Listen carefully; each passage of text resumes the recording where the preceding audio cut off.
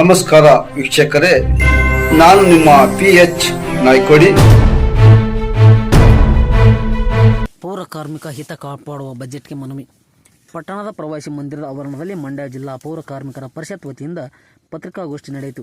ರಾಜ್ಯ ಬಜೆಟ್ನಲ್ಲಿ ಪೌರ ಕಾರ್ಮಿಕರ ಹಿತ ಕಾಪಾಡಲು ಅಗತ್ಯ ಅನುದಾನ ಘೋಷಿಸಿ ವರ್ಷಗಳಿಂದ ಗುತ್ತಿಗೆ ಹಾಗೂ ದಿನಗೂಲಿ ಆಧಾರದಲ್ಲಿ ಕೆಲಸ ಮಾಡುತ್ತಿರುವ ಪೌರ ಕಾರ್ಮಿಕರ ಸೇವೆಯನ್ನು ಕಾಯಂ ಮಾಡಬೇಕೆಂದು ಸಿದ್ದರಾಮಯ್ಯ ಅವರಿಗೆ ಜಿಲ್ಲಾಧ್ಯಕ್ಷ KR ಬನ್ನಾರಿ ಮನವಿ ಮಾಡಿದರು.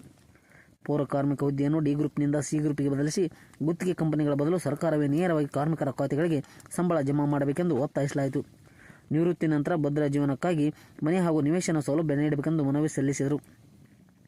ಸಮಾಜ ಸೇವಕ KR ನೀಲಕಂಠ ಹಾಗೂ ಹೋರಾಟಗಾರ ಹರ್ಷವರ್ಧನ್ ಮಾತನಾಡಿ, ಜಿಲ್ಲೆಯ ಹಲವು ಪುರಸಭೆಗಳಲ್ಲಿ ತಿಂಗಳುಗಳಿಂದ ಸಂಬಳ ಬಾಕಿ ಇರುವುದರ ಬಗ್ಗೆ ಆಕ್ರೋಶ ವ್ಯಕ್ತಪಡಿಸಿದರು. ಈ ಸಂದರ್ಭದಲ್ಲಿ 10 ಪೌರ ಕಾರ್ಮಿಕರು ಉಪಸ್ಥಿತರಿದ್ದರು. ವರದಿ ಡಾಕ್ಟರ್ KR ನೀಲಕಂಠ, ಕೃಷ್ಣರಾಜಪೇಟೆ, ಮಂಡ್ಯ. ಏನಾಯ್ತು? ಯಾಕೆ ನೀವು ನಿವೇಶನವನ್ನು ಕೊಟ್ಟಿಲ್ಲ? ಈ ಬಗ್ಗೆ ನಾವು ಲೋಕಾಯುಕ್ತಕ್ಕೆ ದೂರನ್ನು ನೀಡಬೇಕಾಗ್ತದೆ. ಕೆಲವು ಆಡಳಿತ ಮಂಡಳಿಯಲ್ಲಿ ಇರ್ತಕ್ಕಂಥ ಸದಸ್ಯರು ಹಣವನ್ನು ತಿಂದಿದ್ದಾರೆ ಅಂತಕ್ಕಂಥ ಮಾಹಿತಿ ಇದೆ. ಸರ್ಕಾರದ ಅನುದಾನ ದುರುಪಯೋಗ ಆಗಿದೆ. ಈ ಬಗ್ಗೆ ಗಮನವನ್ನು ಹರಿಸಬೇಕು. ಪೌರ ಕಾರ್ಮಿಕರಿಗೆ ನ್ಯಾಯವನ್ನು ಕೊಡ್ತಕ್ಕಂಥ ಕೆಲಸವನ್ನು ಸರ್ಕಾರ ಮಾಡಬೇಕು, ಜಿಲ್ಲಾಧಿಕಾರಿಗಳು ಮಾಡಬೇಕು, ಪುರಸಭೆ ಮುಖ್ಯಾಧಿಕಾರಿಗಳು ಮಾಡಬೇಕು. ಏನು ಪುರಸಭೆ ವ್ಯಾಪ್ತಿಯಲ್ಲಿ ಕೆಲಸ ಮಾಡ್ತಾ ಇರ್ತಕ್ಕಂಥ 30ಕ್ಕೂ ಹೆಚ್ಚು ಗುತ್ತಿಗೆ ನೌಕರಿದ್ದಾರೆ, ಕ್ಷೇಮಾಭಿವೃದ್ಧಿ ನೌಕರಿದ್ದಾರೆ, ಹಂಗಾಮಿ ನೌಕರಿದ್ದಾರೆ. ಆ ಎಲ್ಲ ಪೌರ ಕಾರ್ಮಿಕ ವೃಂದಕ್ಕೆ ಮುಂದೆ ಮುಖ್ಯಮಂತ್ರಿ ಸಿದ್ದರಾಮಯ್ಯನವರು ಬಣ್ಣಿಸ್ತಾ ಇರ್ತಕ್ಕಂಥ ಬಜೆಟಲ್ಲಿ ಅವರಿಗೆ ಒಂದು ಸಾಮಾಜಿಕ ನ್ಯಾಯವನ್ನು, ಸೇವಾ ಭದ್ರತೆಯನ್ನು ನೀಡ್ತಕ್ಕಂಥ ಕೆಲಸವನ್ನು ಮಾಡಬೇಕು ಅಂತ ನಾನು ಎಲ್ಲ ನಮ್ಮ KR ಪೇಟೆ ಪುರಸಭೆ ವ್ಯಾಪ್ತಿಯ ಸಮಸ್ತ ಪೌರ ಕಾರ್ಮಿಕರ ಪರವಾಗಿ ಒತ್ತಾಯ ಮಾಡ್ತಾ ಇದ್ದೇನೆ. ನಮಸ್ಕಾರ. ನೀಡ್ತಾ ಇದ್ದಾರೆ. ಪೌರ ಕಾರ್ಮಿಕರ ಸಂಕಷ್ಟಗಳನ್ನು ಕೂಡ ಸಿದ್ದರಾಮಯ್ಯನವರು ಅರ್ಥ ಮಾಡಿಕೊಂಡು ಮುಂದೆ ಅವರು ಮಂಡಿಸ್ತಾ ಇರತಕ್ಕಂಥ ಬಡ್ಜೆಟ್, ಕರ್ನಾಟಕ ರಾಜ್ಯ ಸರ್ಕಾರದ ಬಡ್ಜೆಟ್ ಅಂದರೆ ಸಿದ್ದರಾಮಯ್ಯನವ್ರಿಗೆ ವಿಶೇಷವಾದ ಪ್ರೀತಿ ಇದೆ. ಅವರು ಬಡ್ಜೆಟನ್ನು ಮಂಡನೆ ಮಾಡೋದ್ರಲ್ಲೂ ಕೂಡ ಒಂದು ಇತಿಹಾಸವನ್ನು ನಿರ್ಮಾಣ ಮಾಡಿದ್ದಾರೆ. ಹಾಗಾಗಿ ಏನು ಮುಂದೆ ಮಂಡನೆ ಮಾಡ್ತಾ ಇರ್ತಕ್ಕಂಥ ಬಡ್ಜೆಟಲ್ಲಿ ಪೌರ ಕಾರ್ಮಿಕರಿಗೆ ಒಂದು ಅನುಕೂಲ ಆಗುವಂಥ, ಅವರ ಸಮಸ್ಯೆಗಳಿಗೆ ಒಂದು ಶಾಶ್ವತವಾದ ಪರಿಹಾರವನ್ನು ನೀಡ್ತಕ್ಕಂಥ ಬಜೆಟನ್ನು ಮಾನ್ಯ ಸಿದ್ದರಾಮಯ್ಯನವರು ಮಂಡಿಸಬೇಕು. ದಿನಗೂಲಿ ನೌಕರರು, ಗುತ್ತಿಗೆ ನೌಕರರು, ಕ್ಷೇಮಾಭಿವೃದ್ಧಿ ನೌಕರರು, ಕ್ಲೀನರ್ಗಳು ಇವರೆಲ್ಲರಿಗೂ ಕೂಡ ಒಂದು ಅನುಕೂಲವನ್ನು ಮಾಡಿಕೊಡುವಂಥ ದಿಕ್ಕಿನಲ್ಲಿ ಸಮಾನ ಕೆಲಸಕ್ಕೆ ಸಮಾನ ವೇತನವನ್ನು ನೀಡಬೇಕು. ಪ್ರತಿ ತಿಂಗಳು ಪೌರ ಕಾರ್ಮಿಕರಿಗೆ ಸಂಬಳವನ್ನು ನೀಡಬೇಕು. ಈಗ ನಮ್ಮ KR ಪೇಟೆ ಪುರಸಭೆಯಲ್ಲಿ 15 ವರ್ಷ, 20 ವರ್ಷ, 30 ವರ್ಷ ಗುತ್ತಿಗೆ ನೌಕರರಾಗಿ ಕೆಲಸ ಮಾಡಿ ಸರ್ಕಾರದಿಂದ ಯಾವುದೇ ರೀತಿಯ ಪರಿಹಾರವನ್ನು ಪಡ್ಕೊಳ್ಳದೆ ಅವರು ನಿವೃತ್ತರಾಗಿ ಮನೆಗೆ ಹೋಗ್ತಾ ಇದ್ದಾರೆ. ಆ ಕುಟುಂಬಗಳು ಬಹಳ ಸಂಕಷ್ಟದಲ್ಲಿದ್ದಾವೆ. 30 ವರ್ಷ ಸರ್ಕಾರದ, ಸಮಾಜದ ಒಂದು ಸ್ವಚ್ಛತೆಯ ಕೆಲಸವನ್ನು ಮಾಡಿದಂಥ ಪೌರ ಕಾರ್ಮಿಕರು ಯಾವುದೇ ಒಂದು ಸರ್ಕಾರದ ಸೌಲಭ್ಯಗಳನ್ನು ಪಡ್ಕೊಳ್ಳದೆ ಬರಿಗೈಲಿ ಮನೆಗೆ ಕಳಿಸೋದು ಸರಿಯಾ? ನಿಮಗೆ ಅಧಿಕಾರಿಗಳೇ, ಪುರಸಭೆ ಅಧಿಕಾರಿಗಳೇ, ನಿದ್ದೆಯಿಂದ ಎದ್ದೇಳಬೇಕು. ನೀವು ಪೌರ ಕಾರ್ಮಿಕರು 1 ದಿನ 2 ದಿನ ಕೆಲಸ ಮಾಡಲಿಲ್ಲ ಅಂದರೆ ನಿಮ್ಮ ಪಟ್ಟಣದ ಪರಿಸ್ಥಿತಿ ಯಾವ ರೀತಿ ಆಗುತ್ತೆ ಅನ್ನೋದನ್ನ ಯೋಚನೆ ಮಾಡಬೇಕು ನೀವು. ಹಾಗಾಗಿ ಏನು ನಮ್ಮ ಪೌರ ಕಾರ್ಮಿಕರ ಸಹನೆ ಕಟ್ಟೆ ಒಡೆಯೋದ್ರೊಳಗಡೆ ನೀವು ಅವರಿಗೆ ನ್ಯಾಯಬದ್ಧವಾಗಿ, ಸಂವಿಧಾನಬದ್ಧವಾಗಿ ಕೊಡಬೇಕಾಗಿರುವಂಥ ಸೌಲಭ್ಯಗಳನ್ನು ಕೊಡಬೇಕು. KR ಪೇಟೆ ಪುರಸಭೆ ವ್ಯಾಪ್ತಿಯಲ್ಲಿ ಪೌರ ಕಾರ್ಮಿಕರಿಗೆ ನಿವೇಶನವನ್ನು ಕೊಟ್ಟಿಲ್ಲ, ಮನೆಗಳನ್ನು ಕೊಟ್ಟಿಲ್ಲ. ಪೌರ ಕಾರ್ಮಿಕರಿಗೆ ನಿವೇಶನ ಕೊಡ್ತೀವಿ ಅಂತ ಹೇಳಿ 25 ಲಕ್ಷ ರೂಪಾಯಿ ಅನುದಾನವನ್ನು ನೀವು ತಗೊಂಡು ಏನು ಮಾಡಿದ್ರಿ? ಅನುದಾನವನ್ನು ಪೌರ ಕಾರ್ಮಿಕ. ನಮಸ್ಕಾರ. ಕೃಷ್ಣರಾಜಪೇಟೆ ಪುರಸಭೆಯಲ್ಲಿ ಕೆಲಸ ಮಾಡ್ತಾ ಇರ್ತಕ್ಕಂಥ ಪೌರ ಕಾರ್ಮಿಕರು, ಹೊರಗುತ್ತಿಗೆ ನೌಕರರು, ದಿನಗೂಲಿ ನೌಕರರು, ಕ್ಷೇಮಾಭಿವೃದ್ಧಿ ವರ್ಗದ ನೌಕರರು, ನೀರು ಸರಬರಾಜುಗಾರರು, ವಾಹನ ಚಾಲಕರು ಸೇರಿದಾಗೆ ಕ್ಲೀನರ್ಗಳು, ವಿವಿಧ ಸ್ತರಗಳಲ್ಲಿ ಕೆಲಸ ಮಾಡ್ತಕ್ಕಂಥ ಪೌರ ಕಾರ್ಮಿಕರಿಗೆ ನಮ್ಮ ಪುರಸಭೆ ಕಳೆದ 6 ತಿಂಗಳುಗಳಿಂದ ಸಂಬಳವನ್ನು ಕೊಟ್ಟಿಲ್ಲ. ಪ್ರತಿ ತಿಂಗಳು 5ನೇ ತಾರೀಕು ಸಂಬಳವನ್ನು ಕೊಡಬೇಕು ಅಂತ ಸರ್ಕಾರ ಪೌರಾಡಳಿತ ನಿರ್ದೇಶನಾಲಯ ಆದೇಶವನ್ನು ಮಾಡಿದರೂ ಕೂಡ ಸರ್ಕಾರದ ಆದೇಶವನ್ನು ನಮ್ಮ KR ಪೇಟೆ ಪುರಸಭೆಯ ಅಧಿಕಾರಿಗಳು ಕಸದ ಬುಟ್ಟಿಗೆ ಹಾಕಿದ್ದಾರೆ. ಪೌರ ಕಾರ್ಮಿಕರ ಕಷ್ಟವನ್ನು ಯಾರೂ ಕೂಡ ಕೇಳ್ತಾ ಇಲ್ಲ. ತಿಂಗಳ ಅವ್ರಿಗೆ ಏನು ಒಂದು ಸಂವಿಧಾನಬದ್ಧವಾಗಿ ಕೊಡಬೇಕಾಗಿರುವಂಥ ಸಂಬಳವನ್ನು ಕೊಡದೆ ಹೋದರೆ ಪೌರ ಕಾರ್ಮಿಕರು ಜೀವನವನ್ನು ಯಾವ ರೀತಿ ನಡೆಸಬೇಕು?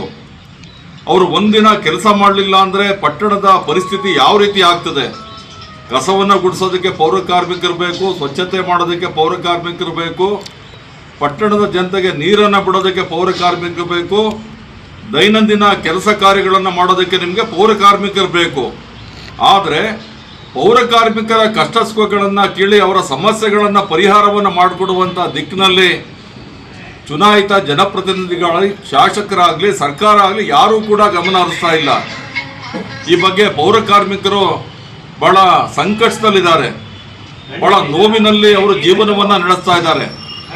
ಹಾಗಾಗಿ ಪೌರ ಕಾರ್ಮಿಕರ ಸಮಸ್ಯೆಗಳಿಗೆ ಸರ್ಕಾರ, ರಾಜ್ಯದ ಮುಖ್ಯಮಂತ್ರಿಗಳಾಗಿರುವಂಥ ಸಿದ್ದರಾಮಯ್ಯನವರು ಹಿಂದೆ ಬಂಗಾರಪ್ಪ ಅವರು ಮುಖ್ಯಮಂತ್ರಿಗಳಾಗಿದ್ದಾಗ ಡಿ ಗ್ರೂಪ್ ನೌಕರರನ್ನು, ಪೌರ ಕಾರ್ಮಿಕರನ್ನು ಸಿ ಗ್ರೂಪ್ ವೃಂದಕ್ಕೆ ಅವರ ಹುದ್ದೆಯನ್ನು ಬದಲಾವಣೆ ಮಾಡಿ ಅನುಕೂಲವನ್ನು ಮಾಡಿಕೊಟ್ಟಿದ್ರು. ಆ ಒಂದು ಸಿ ಗ್ರೂಪ್ನ ವೇತನವನ್ನು ಕೊಟ್ಟರು ಬಂಗಾರಪ್ಪ ಅವರು. ಈಗ ಎಲ್ಲ ಪೌರ ಕಾರ್ಮಿಕರು ಬಂಗಾರಪ್ಪ ಅವ್ರನ್ನ ನೆನ್ಕೊಳ್ತಾರೆ.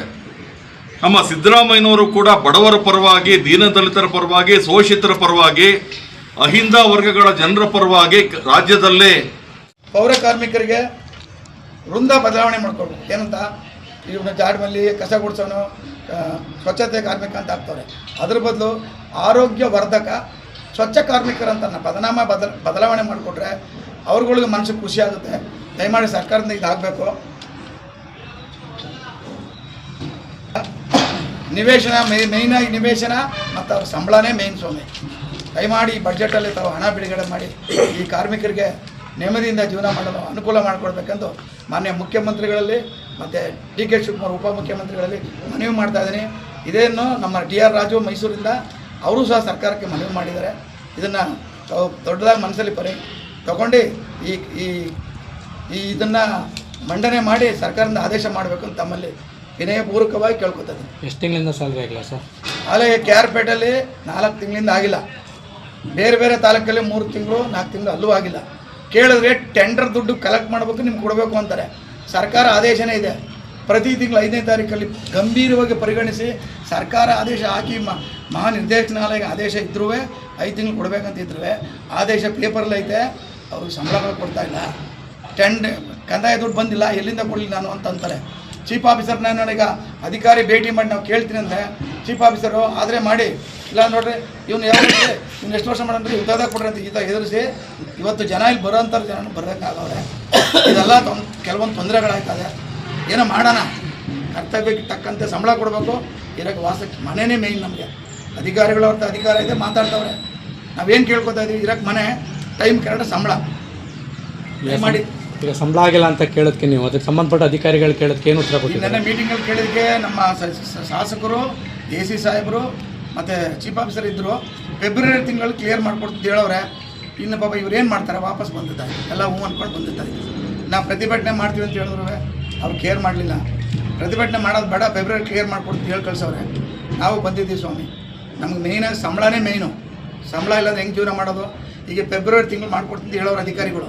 ಈಗ 4 ತಿಂಗಳು ಸಂಬಳದಲ್ಲಿ 1 ತಿಂಗಳು ಕೊಡ್ತಾರೆ, 1 ತಿಂಗಳು 2 ತಿಂಗಳು ಕೊಡ್ತಾರೆ. ಎಲ್ಲರೂ ಪಾಪ TV ಲೋನು ಆ ಲೋನು ತೊಗೊಂಡಿರ್ತಾರೆ. ಆ ಲೋನ್ಗೆ ಆ ದುಡ್ಡು ಸಮವಾಗುತ್ತೆ ಹೊರತು ಕೈಗೆ ಮನೆಗೆ ದುಡ್ಡು ಬರ್ತಾ ಇಲ್ಲ. ಹೆಂಗೆ ಜೀವನ ಮಾಡೋದು?